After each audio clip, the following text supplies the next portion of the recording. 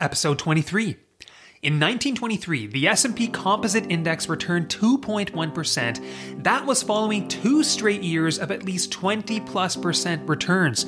The pap smear was invented in 1923 by Dr. Papanicolaou, and the greatest athlete, without a doubt, to wear the number 23, many would say the best player to ever step onto the court, and some would say the greatest athlete of all time, is Michael Jordan. Beyond MD, episode 23, here we go! Hey everyone, welcome back to the Beyond MD podcast.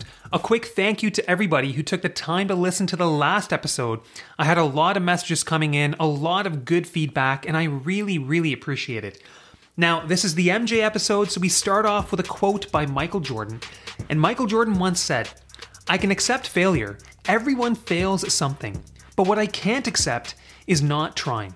I love this quote because essentially what I believe is every journey, every process in life, regardless of whether you succeed or fail, will come with valuable life lessons for personal growth. And if you have an idea that you want to implement to bring a positive change to the world, don't let the possibility of failure hold you back. You're only hurting yourself and others around you by not trying. So speaking of positive change, I think a lot of us know about Physician Empowerment, which is a venture run by Canadian physicians for other healthcare professionals. And Kevin Mailo, who's one of the co-founders of Physician Empowerment, is back on the podcast today as my guest. And did you know that Physician Empowerment is hosting a conference June 3rd to 5th in Toronto? And it's based on financial literacy. It's for Canadian physicians, run by Canadian physicians. So notable speakers at the conference include the Looney Doctor, Mark Soth, Paul Healy, co-founder of PFI, and somehow with all these brilliant minds at play, I somehow made the cut. So I'll be talking about arrival fallacy and how that pertains to our personal, professional, and financial lives. And I'll also be touching on practices that we can put into play to obtain more control over our financial lives. So my guest, Dr. Kevin Mailo, is an emergency physician out of Edmonton, Alberta, co-founder of Physician Empowerment. He is a lecturer, a mentor, teacher, entrepreneur, savvy real estate investor. I've learned a lot from him along the way. And last time he joined me on the podcast, we talked about real estate investing. You can check that out, episode 16. Today, we're talking about something a bit different. We're going to talk about finances and how they pertain to our overall wellness. We're also going to talk about burnout, what it is, what the contributors are, and how financial literacy can't cure it, but maybe can help to mitigate burnout. So with that, here's my interview with Dr. Kevin Mailo. Kevin, how are you doing, man? Welcome back to Beyond MD. Where does the podcast find you today? Really good. I'm well, but my goodness, is it cold here in Edmonton, Alberta, which is where I live in practice. And so we're dealing with it. However, I feel a little bit lucky because our Physician Empowerment Program is still scheduled to go down to beautiful Cancun, Mexico in a week's time. So I keep holding on to that as temperatures drop below 30 here. Is it just a week from now? Yeah, it's the 27th, so it's coming up. Wow. You know, I'm officially jealous, Kevin. I've never been to Mexico. I hear it's beautiful. I'm really looking forward to it.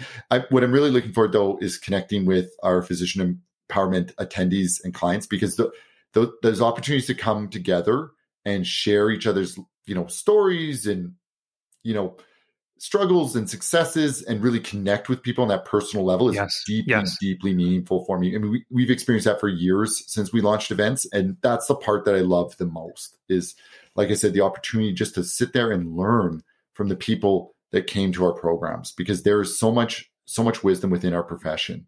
Kevin, that's so awesome. And you know what, the thing I'll say about Cancun, Mexico, there's a little bit of something for everyone there. So I had 2 trips, one at the end of med school, which was very different than my first family trip down there, which was in 2019. But if you do go down there with your family, the Grand at Moon Palace is something that is highly worth checking out. But just to get back to your conference, Kevin, It's such amazing value that you guys are adding for the physician community in Canada. And I'm just thrilled to kind of see you guys take this by the reins and carry on forward. I think it's tremendous what you guys are doing. So thank you.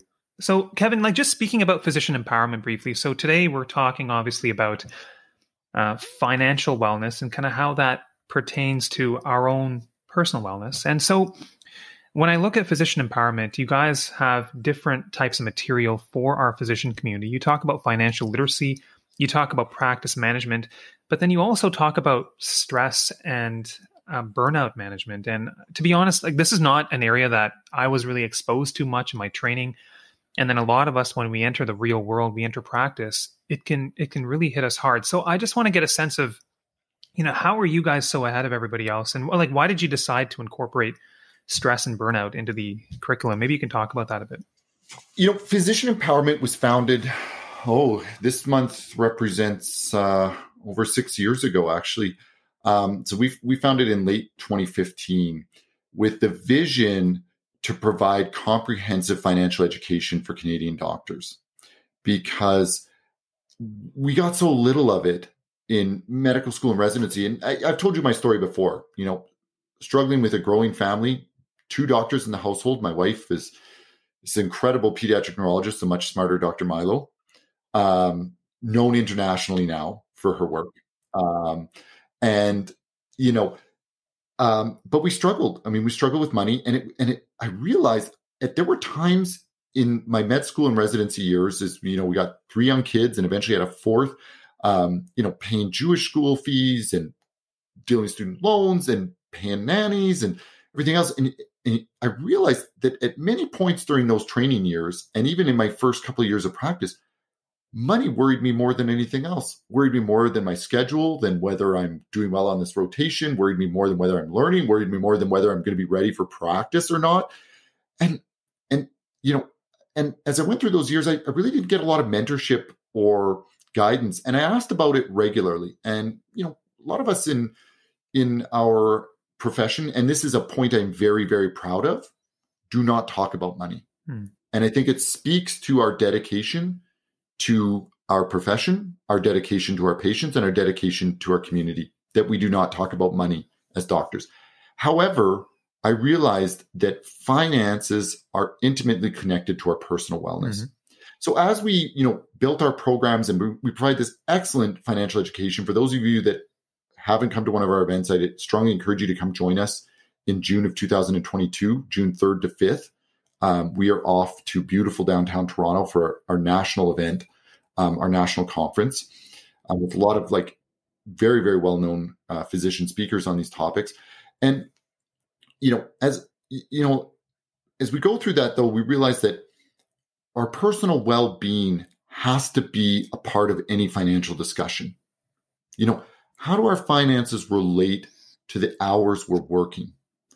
How do our financial goals affect the positions we choose in our careers, the amount of call we do, the amount of clinic we do, whatever it is? These things all tie in. And this is where it's been so deeply meaningful for me, because as we've expanded into teaching wellness, I've been forced to look at my own life in much greater depth. The number of hours I'm working, the number of night shifts I'm working, how much time I'm spending with my family, these things that matter so, so much to us, but we don't think about them on a conscious level. And then more than that, do we have any concrete strategies to truly manage stress, to mitigate or eliminate burnout?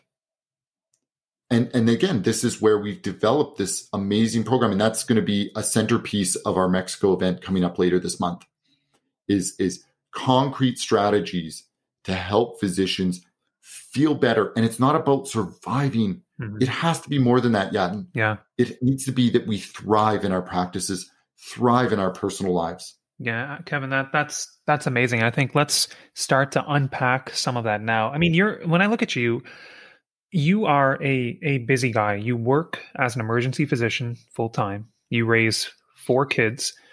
You're a real estate investor. You run physician empowerment. There's a lot going on. So, at any point on the journey, did you experience burnout? Maybe you can just talk to us a little bit more about that. Absolutely.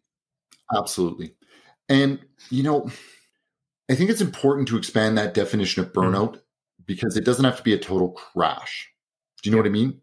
It can just be this period of weeks or months in your practice life where you're just not feeling it. You're just you're going through the motions. You're still doing a good job at work.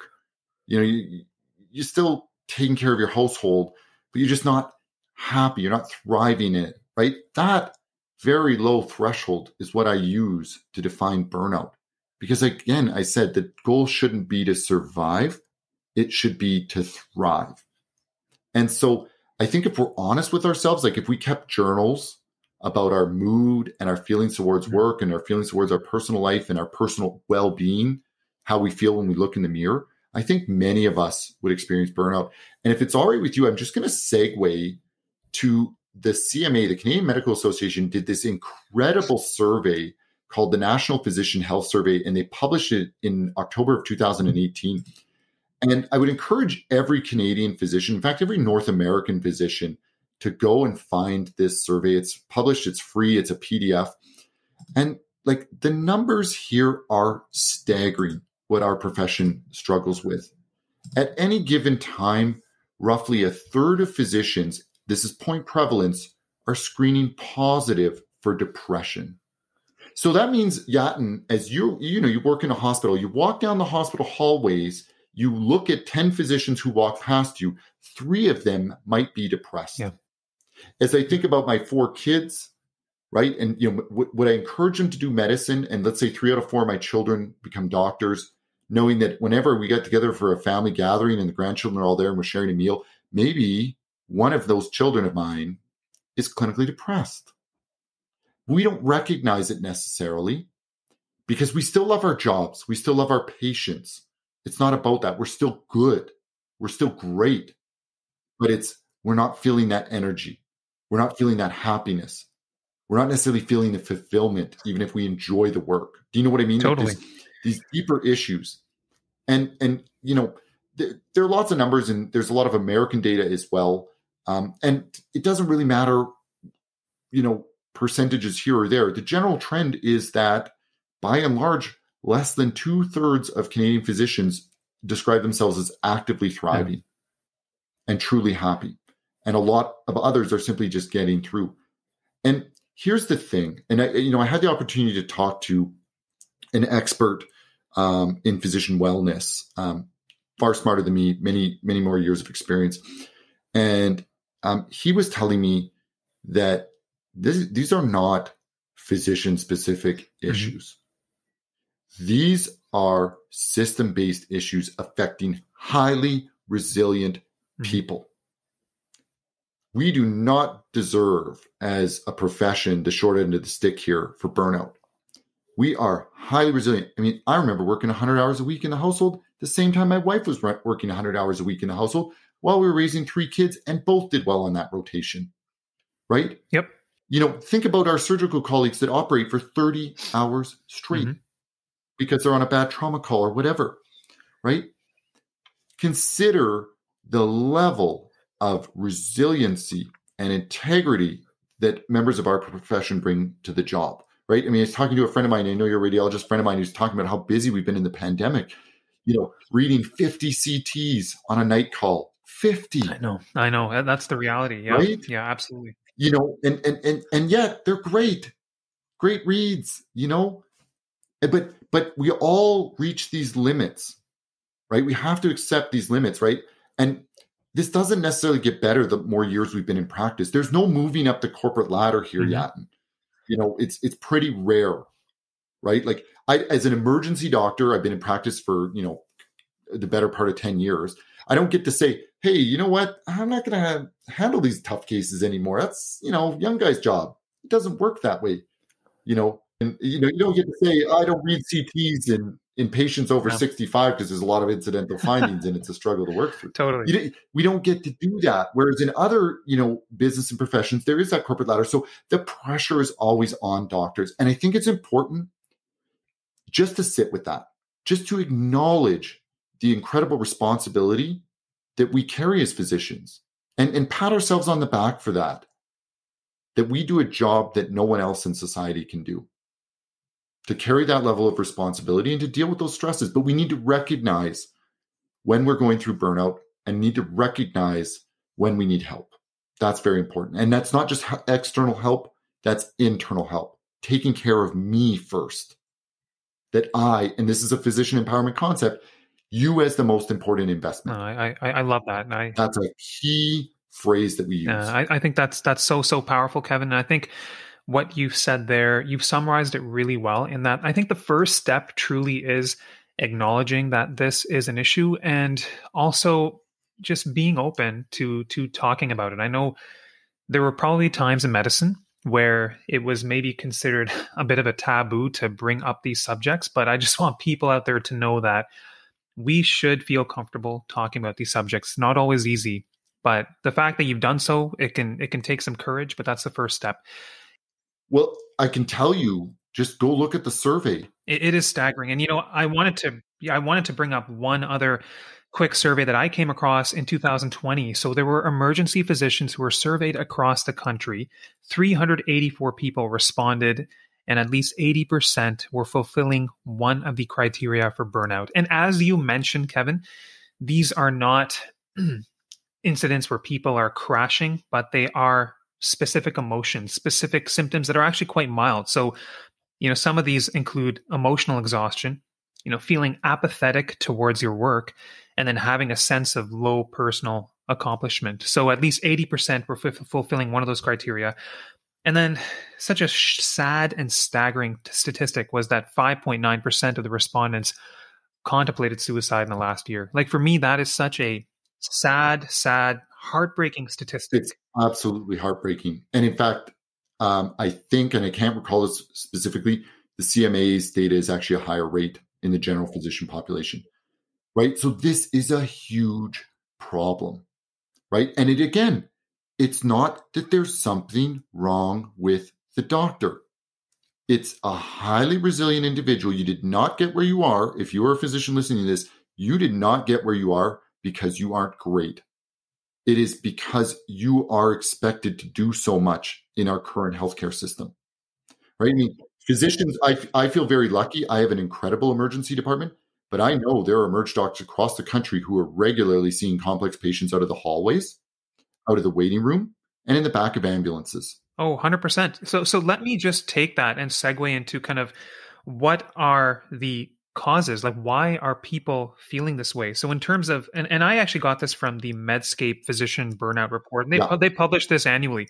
So in 2021, in terms of the 4 biggest causes that were kind of contributing to burnout, number 1, excessive bureaucratic tasks. Number 2, too many hours at work. Number 3, lack of respect at the workplace. And then number 4 was financial stress. So, I don't want to be the crazy one to suggest that financial literacy and an understanding of finance is going to solve all this, because it's not. Like you mentioned, we spend 8 to 10 plus hours working 5 days a week. Let's just say a lot of us spend even more than that. And so there are for sure work-related issues that are kind of at the crux of all of this. But then it's interesting, in 2021, finances were kind of number 4 on the list. And in the 2018 Medscape Physician Burnout Report, finances were actually felt to be the second cause, or the second greatest cause contributing to burnout. So I guess what I take away from this is that finances can play a role. So I want to get into this in a second, Kevin, in terms of, how burnout, stress, and our financial lives are kind of intertwined. But I also, before we get into that, I want to get a sense of wellness. Like, what does wellness mean to you? What types of things do you need to be doing to feel well mentally, physically? And like, how did you kind of emerge from your own stages of burnout and actually strive for wellness? So what does wellness mean to you? So wellness is a 3-dimensional picture for all doctors. It is personal, physical health. It is emotional health, spiritual health, practice health, financial security. Here's the other thing. And again, we explore this. Like, if you want more information, come to one of our physician empowerment events, because I teach this in great depth. I cannot cover it all here. Yeah, of course. I would encourage people just to reach out to me if you want more explanation of this, because this is a very deep topic. I've spent many hours researching it, and then there are many hours of teaching around this, but I think it's worth doing because it's so important. The notion is totality, and it is not, just like anything else in life, the goal should never be perfection, right? Every physician, regardless of how well they've optimized those different dimensions of their existence, still experiences burnout. But we have control over how often we go through burnout and how deep it goes. Is it mild versus a crash? Does it happen every 2 months or does it happen less than once a year? We have control over that by strengthening ourselves in all these different areas of our lives. Mm-hmm. We'll talk finance later. I'll let you segue into that. But that's my definition of wellness, is thriving in those dimensions, right? You cannot tie your personal worth to how great you are as a doctor. You cannot tie your personal worth and wellness to how much money you have in the bank. You can't even tie your personal worth and how well you are to how many ultra marathons you can run. It's bigger than that. Yeah, Kevin, I definitely believe in that well-rounded approach to wellness. Like for me, I'm not going to reiterate everything you said, but for me, really my true north is living in the present and spending that quality time with my family. And that is my wife and especially my 2 boys. So, like I can tell you briefly a quick story on the single moment in the last 3 months where I felt the greatest amount of happiness. And so I actually took on a new endeavor this year, and I decided to coach my son's soccer team. So it's an under-8 soccer team. It's not easy, but it's a lot of fun. And so I was on the sidelines one game, and then a parent actually came up to me and he said, "Hey," he's like, "Is that your son there, number 7?" And I said, yeah, it is. And he said, "Listen, I just have to tell you, like your son is everywhere he needs to be on the field. When you guys are on offense, he's just like a wrecking ball. He's not scared of the other kids. And when it's time to play defense, he's always in position." And I just kind of took that comment and I was just like, I looked at my son. He's obviously come a long way, because I can tell you his very first soccer game, he was timid. He hardly touched the ball. And then we practiced. I spent a lot of time with him. And I think it was only because I was there in the moment trying to make the most of my time with him, and now being present with him. Like, I don't want to look back, Kevin, on my life and say I wasn't at my son's soccer games, because it's these small moments for me that come with an emotion. And when I'm there soaking it in, I'm able to enjoy those emotions. So for me, that's a single moment in the last 3 months that actually brought me the greatest amount of joy. So for me, I love that kind of well-rounded approach to wellness, because there's more to money. There's more to just going to work and earning the paycheck. And in terms of money, the thing that I always recall, a beautiful book by Malcolm Gladwell called Outliers. And he basically looked at the success of the next generation as a function of how well off the parents were. And basically, once you got to a certain amount of money, anything beyond that didn't actually result in more success for the next generation. Or happiness. Yeah, and more happiness. Exactly. So that's something I always remember. So anyways, Kevin, I like your approach. And maybe now let's segue into kind of finance. So how can financial security, and we could label it as financial security, wellness, independence, all of it, but how can that kind of help to mitigate stress and burnout for physicians in your mind? So let's go back just briefly to the survey you highlighted from Medscape, the American data, and it's very similar, Canadian American data, very similar. You listed finances as a stressor for doctors, but also time. Here is where financial security has transformed my life, and where financial security is transformative in physicians' lives, because it allows us to step back from the long hours.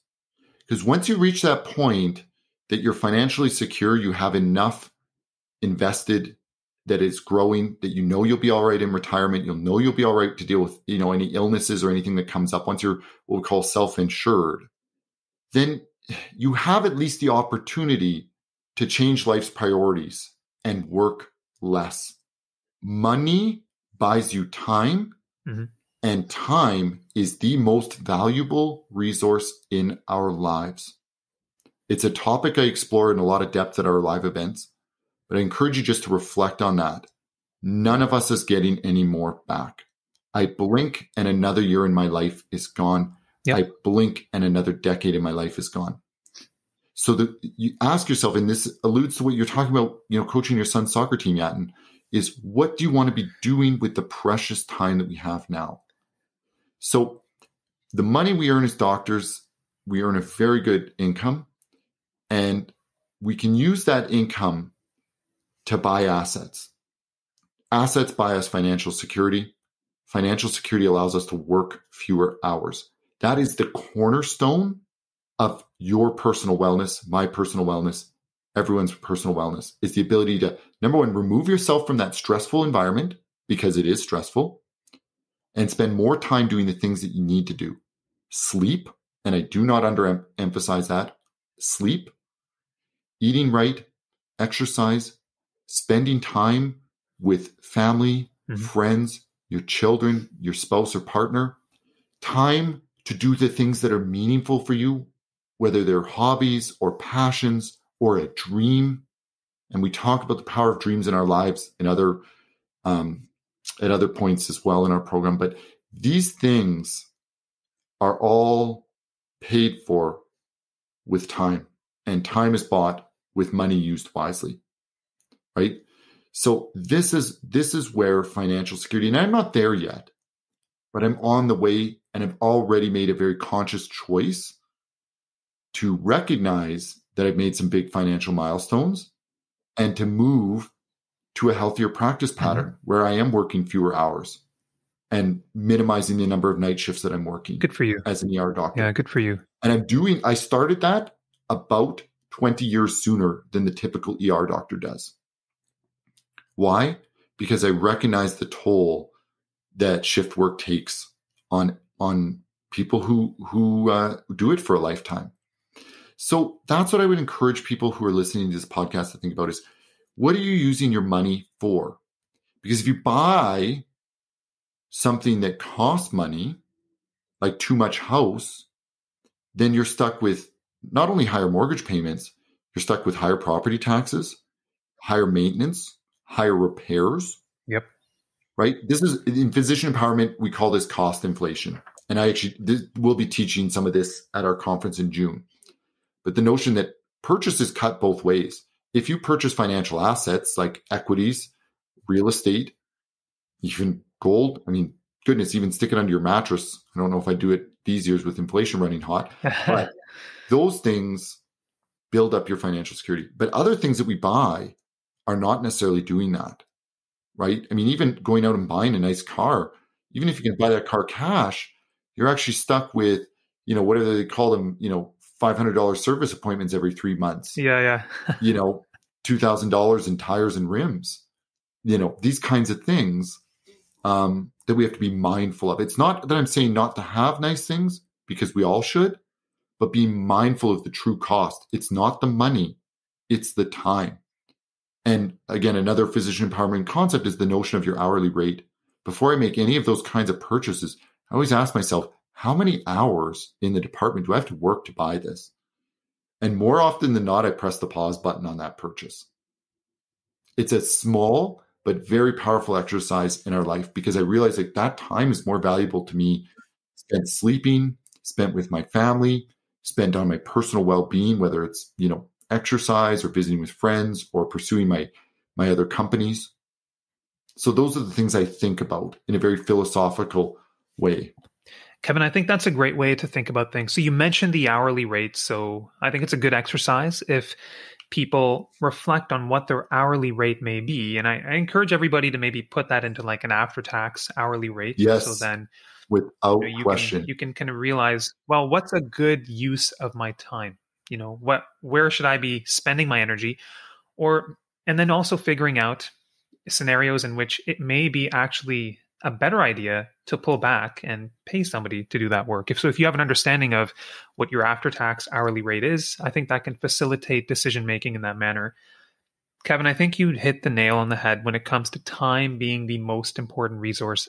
I may add a few of my own comments there. Like when it comes to maximizing my time, I have a few principles that I now try to follow. So one of them is when I am at work, and I can tell you, with the podcast, with Beyond MD, all of us, myself, yourself included, we're spending time on social media, and that can actually eat into time at work. So What I'm really trying my best to do now is when I'm at work, I am focused on work. I owe it to the patients, I owe it to myself. And so if I'm just able to get my work done in a certain time frame, then that leaves me with more focused time and energy when I go home to spend with my wife, my kids. And I know that for me, that's the path to happiness.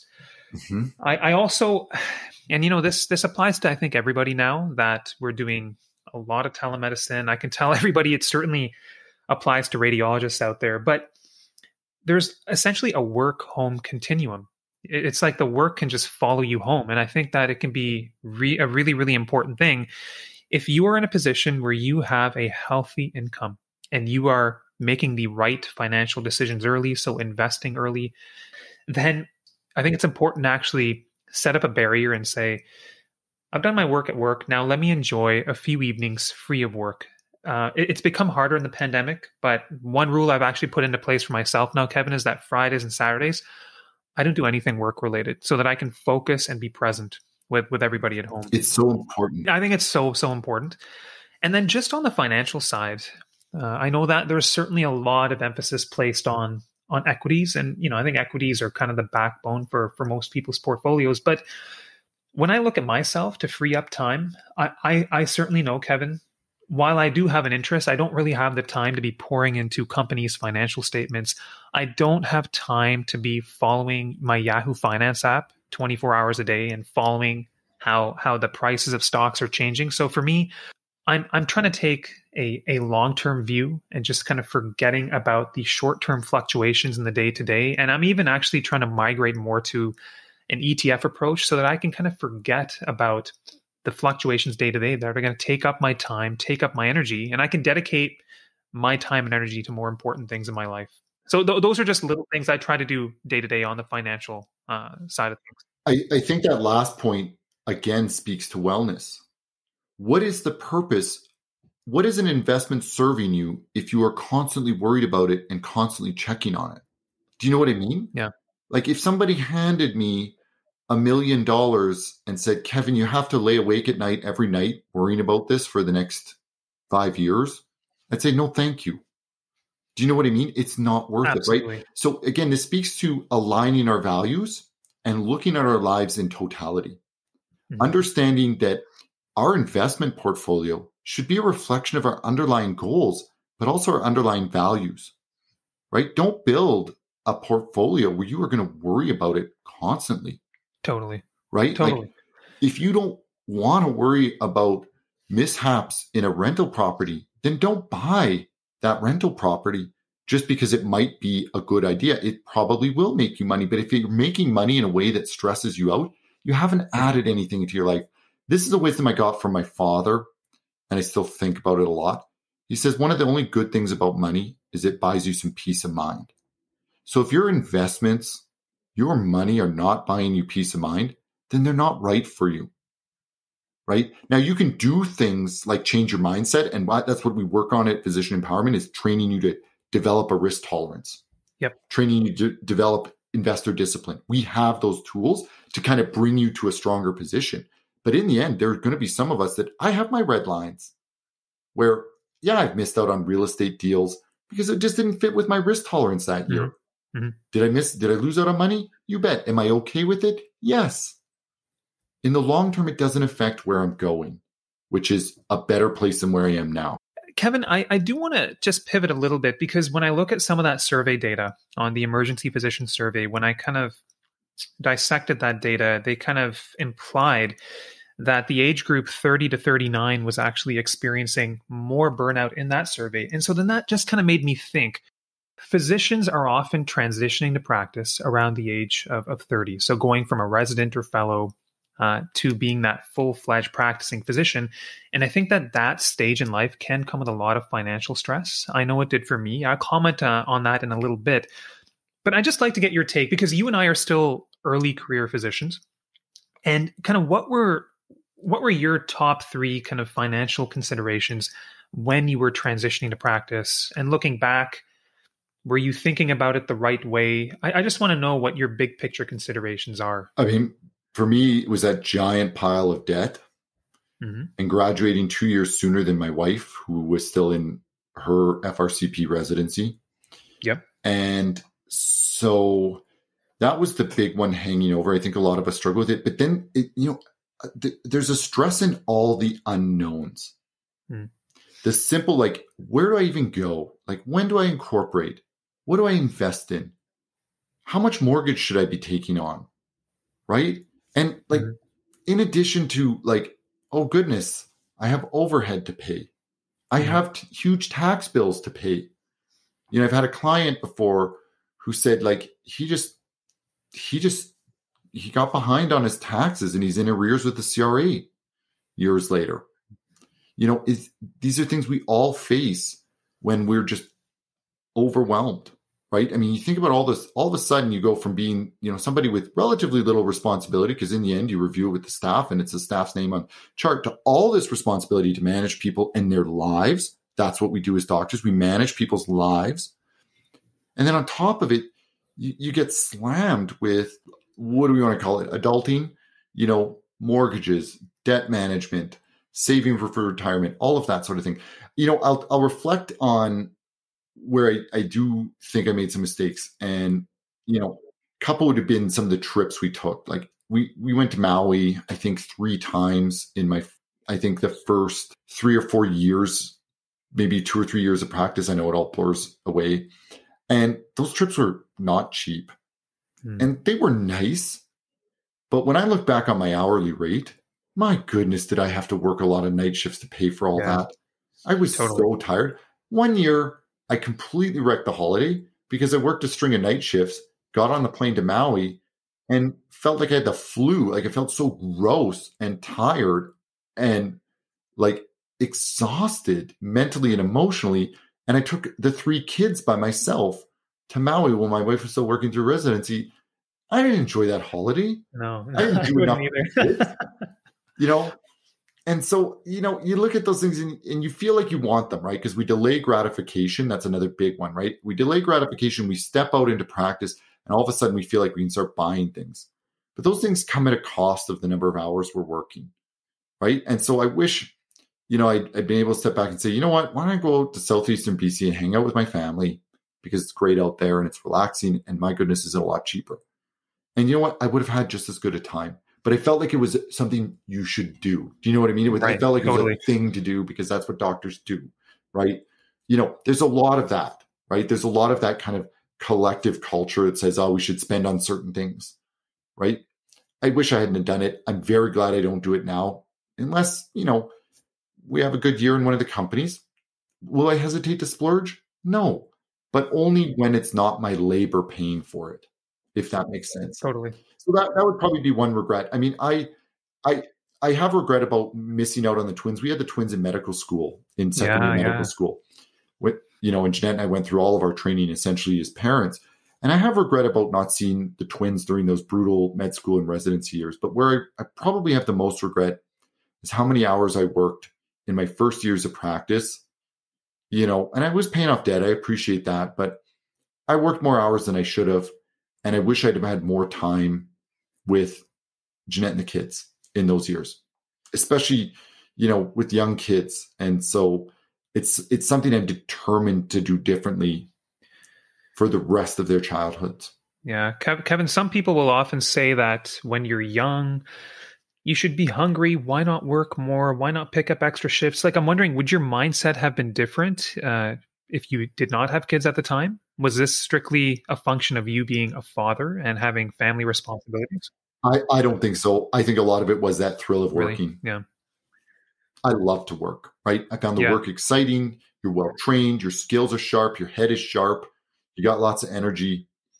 I see it. I mean, I see enough physicians in physician empowerment that we deal with this, that people just like to work. I mean, it's in our professional culture. And then to be directly rewarded for that work on a fee for service basis also contributes to that. So I don't think honestly it was unique to having a unique experience to having children.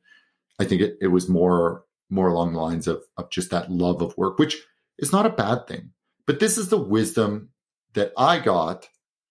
And he was the founder of, you know, Edmonton's DM program. But this is the legend around the man is that emergency medicine, and I think this applies to many, many specialties.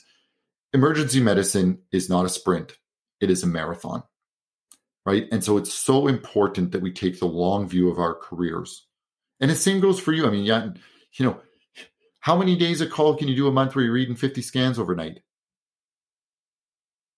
It's a great point. It's a great point because honestly, there will be days if I hit like 45, 50 scans, I'm telling you, you were so mentally burnt out by that stage. So to your point, you can't do that every day. I know there are people who do it every day, and kudos to them. I don't know how you do it, but it wears you down. I think it's something that you just need to be mindful of. But Kevin, I do like your comment about going to Maui with the kids. I was like, that just sounds like daddy daycare. At least you were in the sun. You know what? I've done a ton of those trips. One day, here's the promise, Yatin. I have the wildest story about traveling with kids. I'm going to leave it as a teaser. I promise you it's great. We'll put it in a future episode. Make a note of it. It's wild. The Maui trip was quiet by comparison to what I went through one year. Oh, really? Okay. But I'm just going to leave it at that. It was an amazing experience, but my goodness, was it crazy. I regularly take holidays with the kids on my own. Like I did, especially during my wife's residency years, but even now, it's nice, for her to just catch up on whatever she needs to do. Plus, I love Disney. I don't mind admitting it. It's a great place. Disney World's amazing, right? So I'm in the crowds, the noise, the kids, just watching the kids have fun is such a joy. And Disney's a favorite of ours. With 4 kids, Kevin, I'm betting there's never a dry moment for you. And in fact, right now, my wife is the one who's away. She's in Florida with her mom. So I am here with the kids in Kingston, but at least I've got some support from the grandparents to kind of keep me afloat. But Kevin, just on your point of working harder early on, picking up more shifts, certainly here's my take on it, because it's very easy to do so in radiology. And I'll be the first one to kind of acknowledge that I am very fortunate through mentors, connections, people who have supported me on my journey such that, if I wanted to pick up a few more shifts, I am able to do so. But here's what I've found. I think with certain things in terms of, let's say you're buying that house, you have mortgage payments to make. There's obviously mortgage interest that comes with that. The extra shifts and the extra income, certainly it will help you feel more comfortable covering those basic life necessities.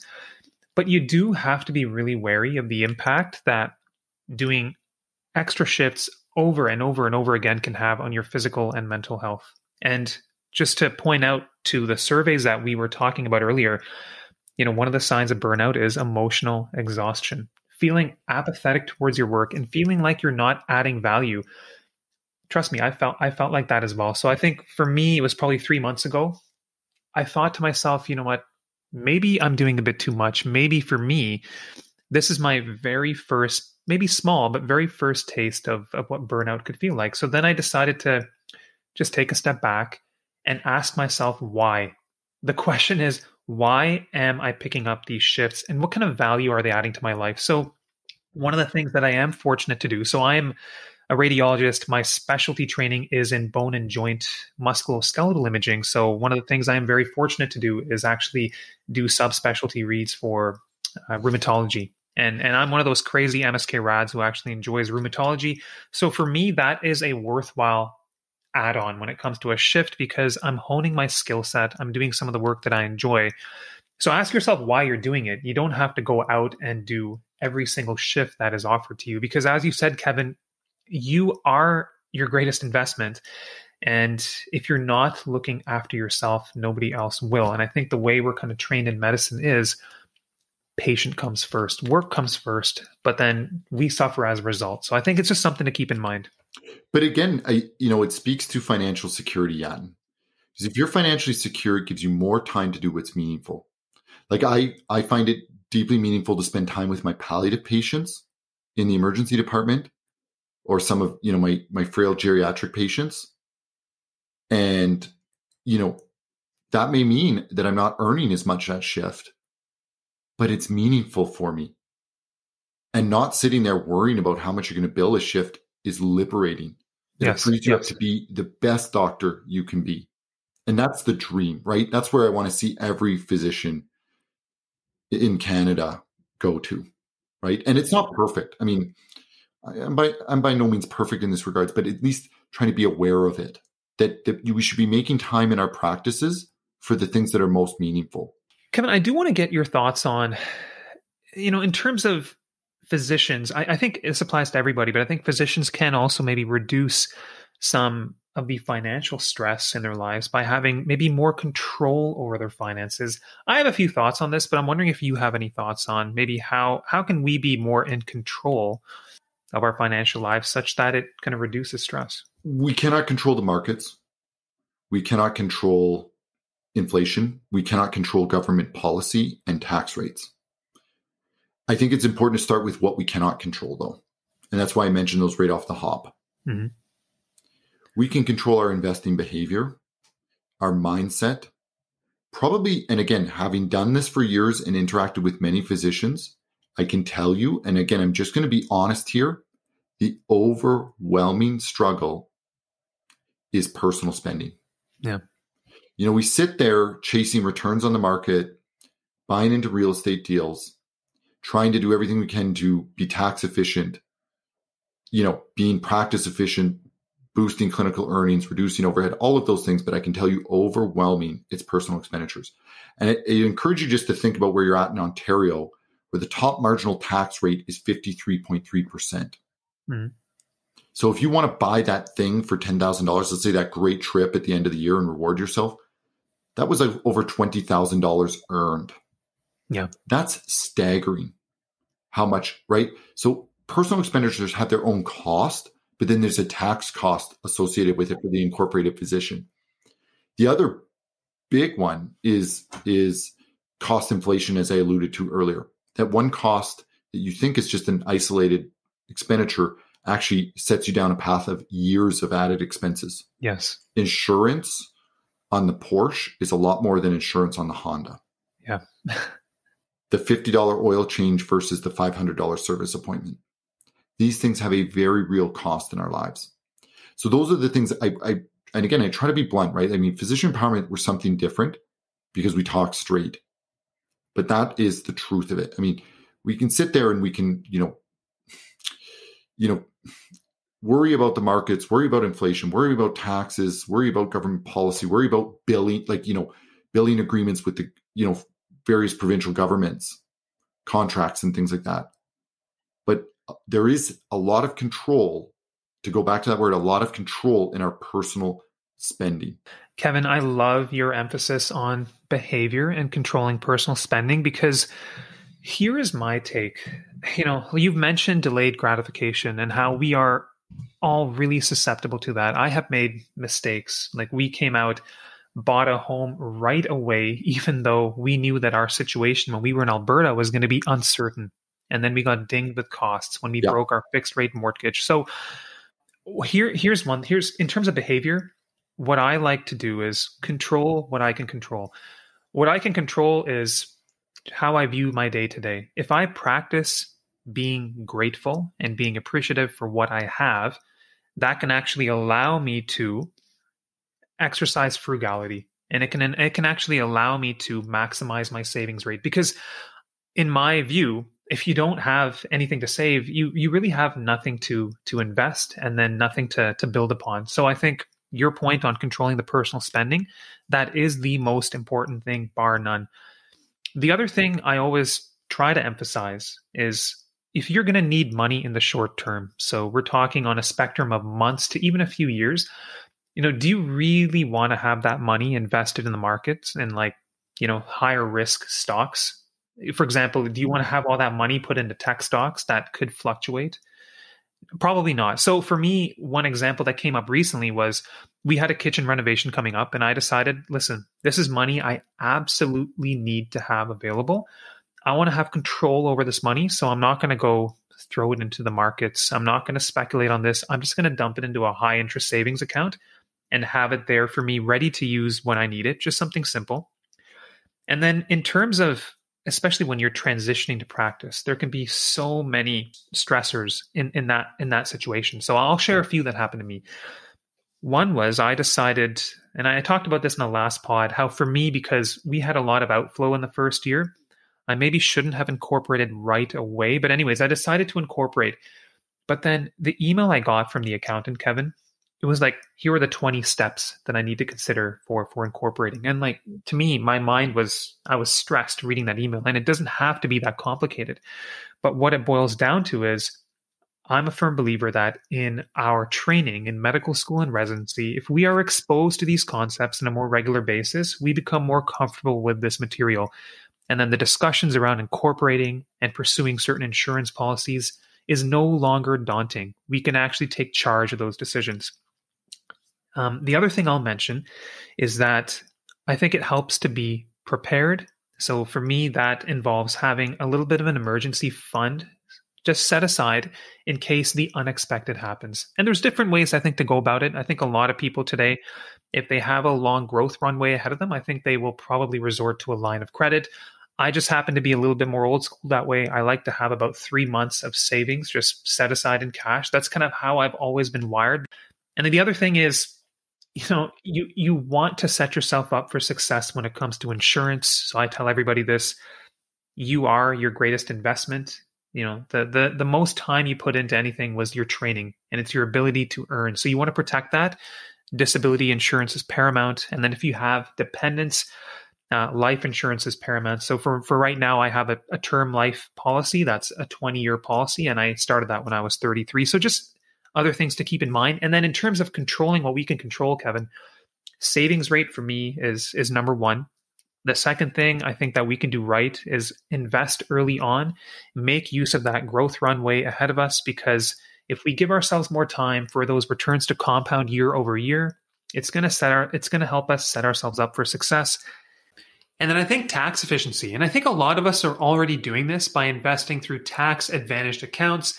Some of us invest in real estate, which has some tax efficiencies. And then I think later on in the career, one can consider a few other tax efficient maneuvers, but nothing that I think anybody early in their career needs to worry or stress out about. So these are just other ways that I kind of propose to listeners that you can practice to maybe exert a little bit more control in your day-to-day financial life. Food for thought, ultimately. Kevin, I have to ask you this question now. Yeah. Does money lead to happiness in your opinion? Why or why not? No.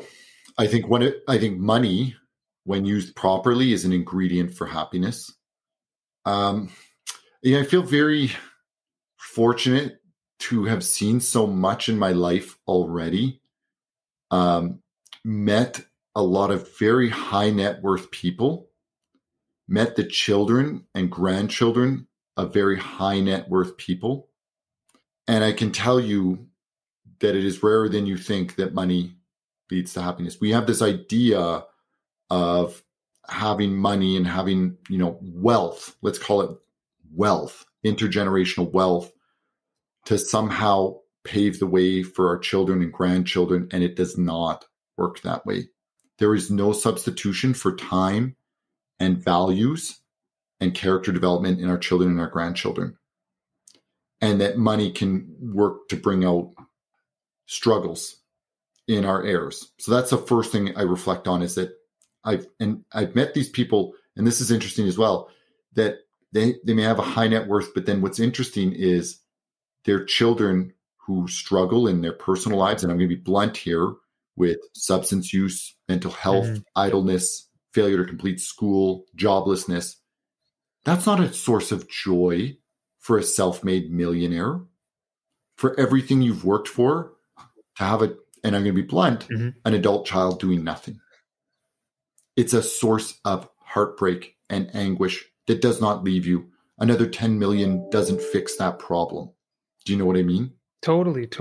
So then let me tell you the wealthiest man that I've ever met, if I want to use my very broad definition of wealth, it was an evening. I was working a shift on a Saturday evening. I saw a gentleman came in. The lights were turned down low. His presenting complaint was a severe headache. And I looked in, couldn't see very much of him, but I looked at his hands, and his hands were filthy, very dirty hands. I didn't get a close look at, what they were dirty with or anything like that, but I worried that this gentleman was actually homeless. As it turns out, and we got talking, and I like to talk, no surprises there. So I like to talk, and I like to hear people's stories, right? And so I talked to this gentleman, and we got talking, and it turns out the reason his hands are dirty is that he runs a a busy and successful automotive business where he repairs vehicles. And we got talking further, and he's a single father, and he's got a daughter that just graduated from college in BC and had come home, and how proud she was. And we just talked about life and family, and I was telling him about my own children and my aspirations to see where they're going to go in life and things like that. And we did the CT, blood work, LP, and I was happy to report to him that it was all clear, that there was nothing acute going on. Treated his headache. He was feeling better. I was preparing to discharge him home. But here's why I reflect on this man as the wealthiest man that I'd met. Because at about 11 o'clock on a Saturday night, this gentleman's brother came in and brought his mother, their mother, and like a couple of like nephews, and I think nephews' girlfriends. And then this patient's daughter was there, all for me to go through normal test results and to discharge him home, right? There was no devastating diagnosis to share. There was no brain tumor. There was no tragic news where I thought the whole family should come in. They just were there to support a man they loved dearly and to take him home. That's amazing. And I've had conversations over the years where I've had to give bad news, and we bring family in. And yeah, there are lots of family there, but that's for like bad news. But to see young people come in on a Saturday night, right, for an uncle or a father where there's actually nothing wrong, it's powerful. That's amazing. Very powerful, Kevin. The number of times I've had patients that I can't find a family member to drive them home, elderly patients in the night where I can't find a family member to drive them home, it's heartbreaking. So when I think about my own life and where I'm investing my time, I hope it's in the most meaningful relationships, right? And none of us is perfect here, but that's something I would encourage you to reflect on. Wealth is a lot more than a number, than a certain balance in our bank accounts. Yeah, Kevin, I think that's really, really well said. I think a really powerful message to leave everyone with, and just kind of great advice. Focus on your relationships. I mean, I was going to ask you for advice at the end, but I think you kind of laid it out there beautifully there. So, Kevin, I just want to thank you again, man, for coming on. It's always a pleasure to talk to you. I love the way you think. I love the way you share stories, and to you and your team at Physician Empowerment, I think you guys are doing such wonderful work for the physician community. So thank you from me to you guys, and we'll have to do this again sometime. I'm always grateful to be on your show, Yatin, and it's deeply meaningful for me. And so like I said, I'm grateful, and I want to thank you. And the next episode we do, I will share that crazy traveling with kids story. Yeah, I want to hear it. I want to hear for kind of what I have to look forward to down the road. So, okay. All right, man. Take care. Thank you so much. Be well.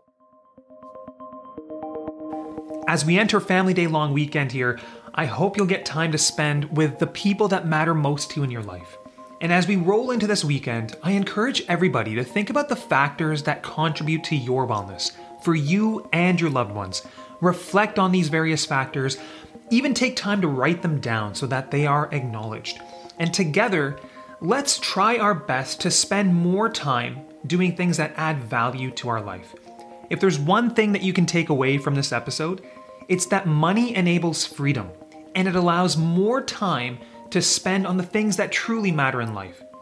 Thank you so much for listening. Reach out anytime, LinkedIn or BeyondMDPodcast@gmail.com, and we'll see you in about 3 weeks' time. Stay well, stay savvy.